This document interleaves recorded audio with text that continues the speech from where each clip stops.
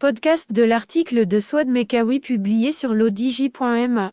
L'auteur a intitulé son article « La valse à deux temps de l'Union européenne avec le Maroc ». Elle commence son article ainsi. Une nouvelle année annonce toujours un renouveau et cela s'applique, à coup sûr, dans la diplomatie. Aussi la visite officielle de 2 jours de Josep Borrell, au Maroc, symbolise-t-elle le dégel des relations entre le Maroc et l'Union européenne. Du moins, c'est l'impression que cela donne. Faut-il rappeler que la visite du chef de la diplomatie européenne avait été annulée en septembre 2022 et pour cause sa déclaration, le 23 août 2022, d'abord à la télévision espagnole TVE puis à l'agence de presse EFE estimant que la solution au conflit du Sahara occidental passe par la tenue d'une consultation afin que ce soit le peuple sahraoui qui décide de son avenir. Sa rencontre donc avec le chef de gouvernement Aziz Akhannouch et le ministre des Affaires étrangères Nasser Bourita marque une étape importante dans la volonté non dissimulée et l'engagement de l'Union européenne à dissiper les malentendus et à renforcer davantage son partenariat stratégique avec le Maroc. L'auteur poursuit son article ainsi. Une visite pour un avenir plus amical. Dans ce sens, cette visite visait ainsi à inaugurer un climat de confiance renouvelé entre les deux parties. Le Maroc est notre partenaire le plus dynamique et le plus proche, dira Borrell avant de souligner que ces relations sont solides et stratégiques et reposent sur des actions concrètes, particulièrement pertinentes au vu des moments difficiles que traverse actuellement l'Europe. D'ailleurs, sans une relation de confiance, est-il possible de se projeter dans ce genre de coopération ? Et c'est pour renforcer ce partenariat qu'il a été convenu de lancer 2 initiatives. Un dialogue de haut niveau en matière de sécurité, qui se tiendra à Rabat prochainement, et une coopération renforcée dans les instances multilatérales entre l'Union européenne et le Maroc. Parce que, sans doute, l'architecture internationale multilatérale doit être revue et des initiatives portées ensemble par des pays du Nord et du Sud ont toute leur place dans ce processus de renouvellement. Selon Josep Borrell qui soutient que le Maroc et l'Union européenne doivent capitaliser sur leurs acquis communs pour regarder vers un avenir encore plus amical, persuadé que le partenariat doit continuer à travailler pour passer des paroles aux actes. Tout cela est beau, il est évident que l'Union européenne tente de relancer sa coopération avec le Maroc dans un contexte politique délicat. C'est dire qu'au fil des ans, et en dépit de relations étroites et dynamiques, depuis de longues années, entre le Maroc et l'Union européenne, les tensions sont toujours présentes en filigrane. Dans un contexte politique et économique en pleine mutation où le monde se fragmente, les relations politiques et diplomatiques s'en ressentent inéluctablement. Plus encore lorsque les pays du Sud, conscients de leur rôle sur la scène internationale, exigent un nouveau traitement plus équitable. De facto, le Maroc, quant à lui, impose de plus en plus son nouveau statut, qui s'est confirmé depuis des années déjà mais que l'Europe ne veut toujours pas accepter.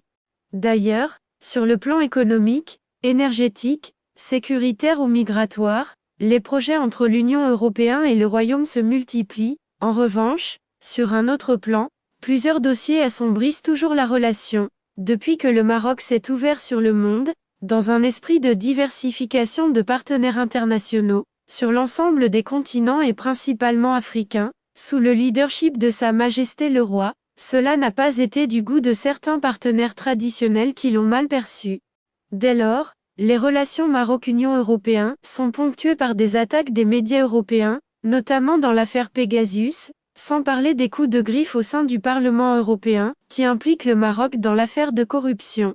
Des allégations que le ministre des Affaires étrangères Nasser Bourita a rejetées, bien sûr, en déclarant que celle-ci mettait en danger les liens avec l'Union européenne.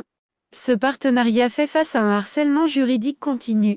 Ce partenariat fait face à des attaques médiatiques répétées. Ce partenariat fait face aussi à des attaques dans des institutions européennes et notamment au sein du Parlement, à travers des questions dont le Maroc est l'objet, qui sont orientées, qui sont le résultat de calculs et d'une volonté de nuire à ce partenariat, a-t-il déclaré tout en soulignant que ces attaques médiatiques émanent, nous le pensons, de personnes, de structures, de milieux dérangés par ce Maroc qui se développe. L'auteur précise ainsi. Sur un autre volet, Le Sahara marocain est une question existentielle pour le royaume et la condition sine qua non dans les relations du Maroc avec les autres États. De ce fait, plusieurs pays membres de l'Union européenne se cantonnent dans ce qui constitue une position qui aujourd'hui ne répond plus aux exigences du Maroc. Ces pays qui appuient dans une géométrie variable, en fonction des circonstances et de leurs intérêts, le plan d'autonomie avancé par le Maroc, doivent sortir de leur zone de confort et assumer leur position. Dans ce sens, le haut représentant de l'Union européenne pour les affaires étrangères et la politique de sécurité a encore une fois réitéré la position de l'Union européenne au sujet de la question du Sahara marocain, valorisant les efforts sérieux et crédibles déployés par le Maroc pour trouver une solution à ce différend régional. Rien de nouveau pour être clair. N'est-il pas temps que le Royaume recadre les choses ? Pour combien de temps faudra-t-il encore se contenter de discours flous et oiseux de la part de pays qui font montre de double jeu et de propos ambigus avec ce génie, à dire que leur position restait alignée sur celle de l'ONU ? Qu'en est-il au-delà du processus, qui finalement n'avance en rien les choses ? Aujourd'hui, il est clair que les Européens ne savent plus sur quel pied danser face au Maroc. Si d'un côté ils affichent clairement leur volonté de consolider leurs affaires avec lui parce qu'il leur servirait de passerelle vers les marchés africains, d'un autre côté, ils ont du mal à reconnaître que le Royaume est, désormais, une puissance africaine qui joue un rôle incontournable dans les relations Nord-Sud. Ce qui est tout de même paradoxal est que l'Europe attend du Maroc qu'il fasse le gendarme dès qu'il s'agit de terrorisme ou d'immigration illégale, d'être le partenaire principal et la porte d'entrée vers les marchés africains, et même d'exporter ses cerveaux mais pas ses tomates. Toutefois, on l'aura compris, il doit aussi se plier aux décisions et exigences de l'UE, surtout quand il s'agit d'annuler les accords agricoles et de pêche Maroc-Union européenne du fait de l'inclusion des ressources provenant du Sahara. En effet, l'Union européenne et le Maroc ont conclu des accords importants, dont certains controversés. Preuve en est celui sur la pêche, qui est toujours en instance devant la Cour européenne de justice. D'autant plus que le Maroc ne digère toujours pas le fait que l'Union européenne ait accordé un statut de pays tiers à la région dans les négociations commerciales entre l'Union européenne et le Maroc, donnant raison au Polisario, qui avait introduit le recours. Dans la même lignée de partialité, il y a également eu des tensions en matière de commerce, notamment en ce qui concerne les droits de douane sur certains produits agricoles. Et on ne peut passer sous silence le soutien apporté par l'Union européenne aux entreprises de l'institution opérant au Maroc, en portant préjudice aux intérêts marocains et en préservant ceux de ses États membres. Et ce n'est pas tout.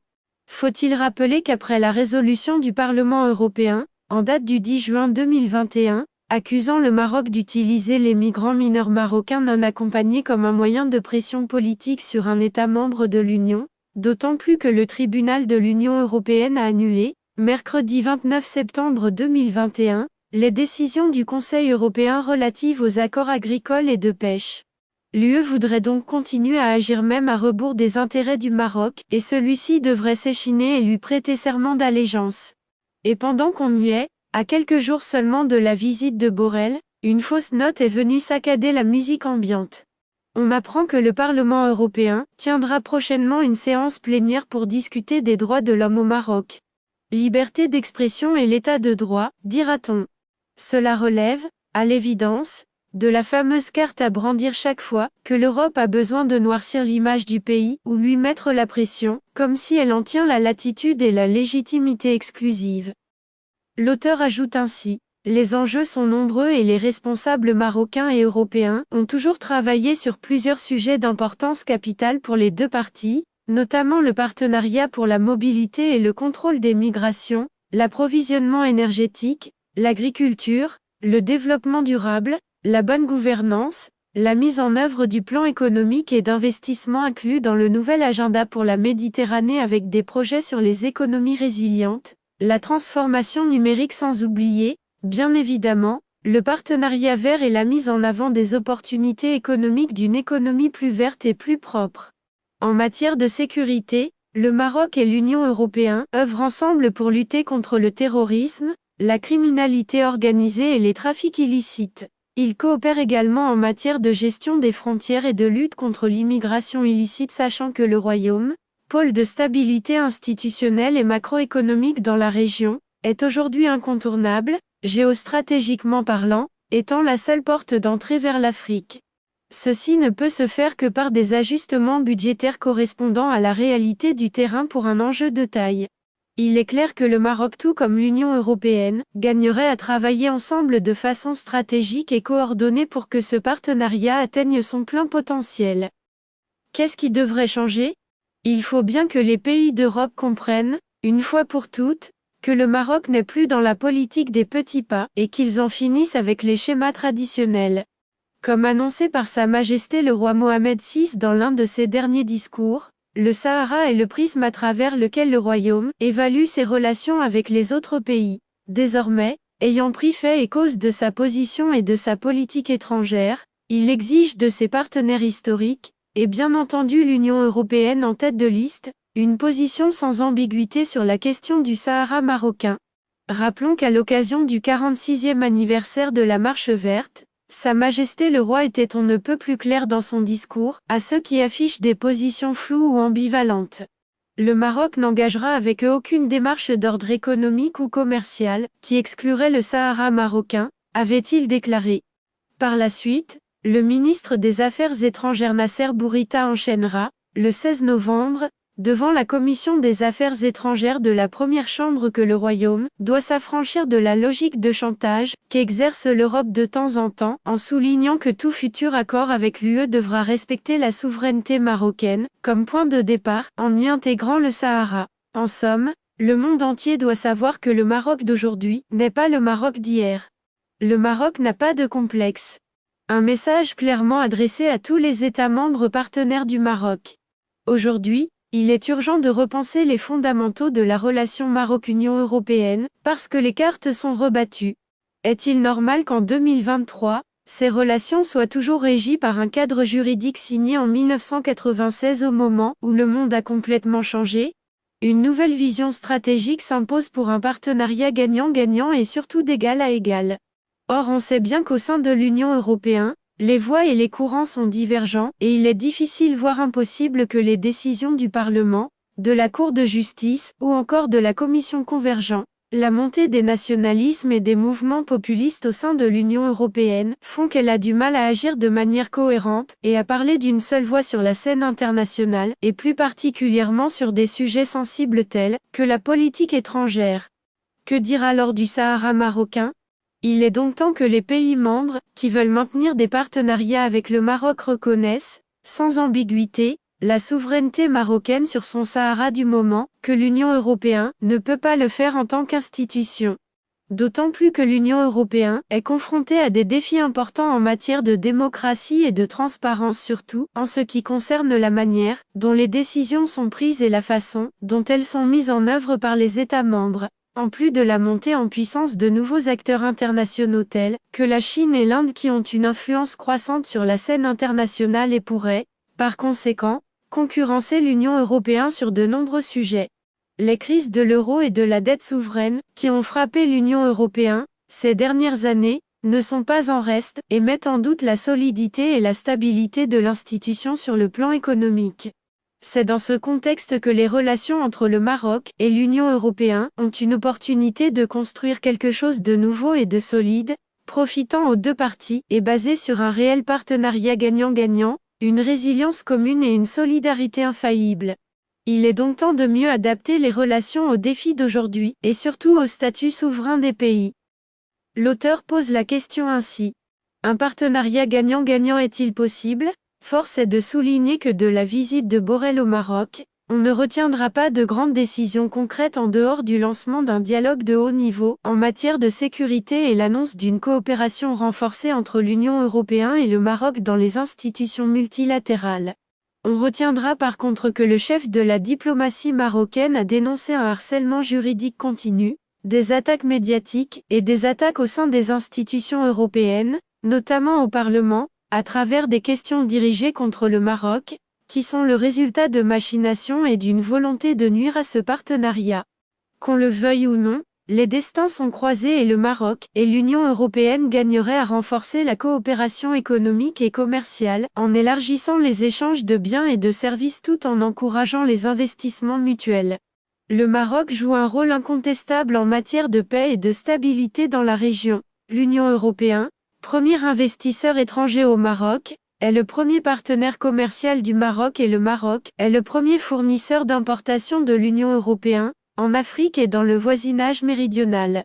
On ne peut le nier, les relations commerciales et d'investissement entre l'Union européenne et le Maroc sont intenses, néanmoins, il faut dire que dans ces accords de libre-échange, l'Union européenne en sort gagnante avec un solde plus que positif de ses échanges avec le Maroc. Et maintenant que l'Union fait face à une guerre dans ses frontières de l'Est, ce partenariat prend plus d'importance, et c'est Borrell lui-même qui le dit. L'auteur conclut son article ainsi.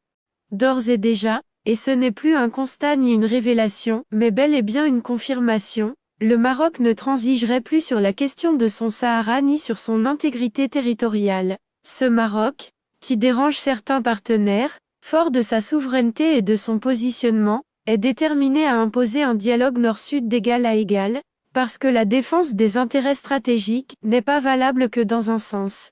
L'Europe doit jouer franc jeu loin du double langage, parce qu'il faut bien le dire, la politique est d'abord un rapport de force. Rédigé par Souad Mekawi, et lu par l'intelligence artificielle de l'ODJ Media. N'oubliez pas de télécharger notre application l'ODJ mobile sur Android et iOS, et de vous abonner à notre chaîne YouTube l'ODJ TV, si vous souhaitez être au courant des dernières actualités, podcasts et émissions télévisées.